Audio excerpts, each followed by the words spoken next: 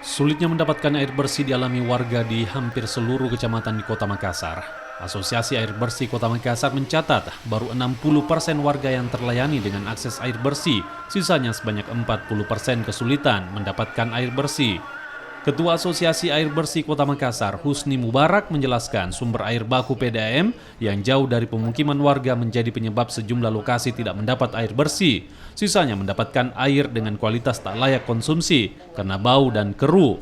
Husni juga menyoroti kinerja PDAM yang sibuk membangun jaringan namun kekurangan sumber air baku.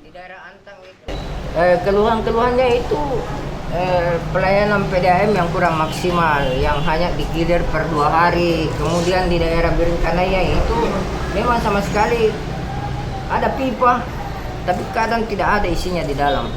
Serasa kualitas air ya jelas kita semua sama-sama nikmati kan. Dia kan sedikit kadang-kala sedikit jorok dengan adanya bau yang menyengat berupa satkopolit dengan tawas. Kemudian beberapa akhir-akhir ini juga PDAM juga airnya keruh. Sejumlah kecamatan di Kota Makassar, yakni Biringkanaya, Tallo, sebagian wilayah Manggala, Tamalate, Bumi Tamlandrea Permai, serta sebagian Kapasa masih kesulitan mendapatkan air bersih.